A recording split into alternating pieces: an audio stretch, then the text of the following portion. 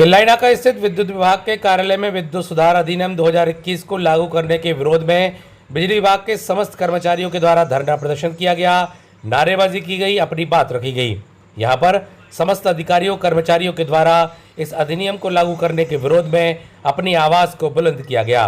देर तक चले इस धरना प्रदर्शन के दौरान समस्त अधिकारी और कर्मचारी विशेष रूप से मौजूद रहे।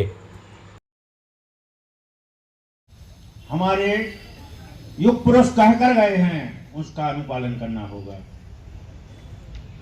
हम सब भारत माता की। अब आज के मुख्य अभियंता परम आदरणीय के.एल. वर्मा साहब, सागर क्षेत्र, हम सबके मौसम बना रहे। तो आज के इस कार्यक्रम में हमारे हम सब यहाँ यूनाइटेड फोरम के आह्वान पर विरोध प्रदर्शन के लिए हम अपने अस्तित्व की लड़ाई लड़ने के लिए यहाँ एकत्रित हुए हैं।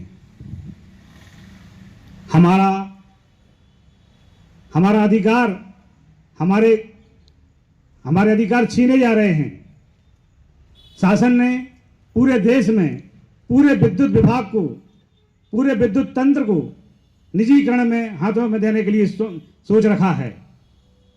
आप सोचिए, विद्युत विभाग जो आज सेवाएं देता है, जो आज शासकीय उपक्रम है, उसका निजीकरण करने जा रहे हैं।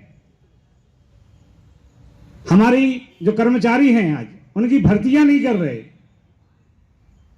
लोगों के पास इतना अधिक कार्य है, एक व्यक्ति 2-2, 3-3 लोगों का कार्य कर रहा है, मानसिक दबाव में है।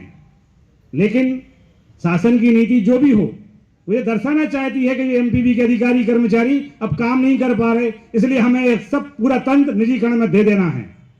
ये बोले उनकी सोची समझी हुई रणनीति है। हम इसका पुरजोर विरोध करते हैं। ये विद्युत मंडल वो विद्युत मंडल है जो शासन को ऋण उपलब्ध कराता था। इसके पास वो शक्ति है कि वो पैसा सरकार को उधार देती थी, और आज ये स्थिति है कि हमारा विभाग स्वयं वेतन देने के लिए उसके। आज हम सभी लोग यहाँ पर सरकार की प्राइवेटाइजेशन की और बढ़ती नीतियों का विरोध करने के लिए इकट्ठे हुए हैं। जब तक इसका विरोध नहीं किया जाएगा, तब तक सरकार लगातार मनमानी करती रहेगी। मंडल था, उसे उन्होंने राज्य विद्युत मंडल में बदला, फिर कंपनियों में बदला, और लगातार प्रयोग सरकार किए जा रही है। फिर भी किसी भी तरह की कोई सुधारात्मक कार्यवाही उनकी ओर से समझ में नहीं आती, और वो अपने स्वयं के विवेक से काम करते रहते हैं।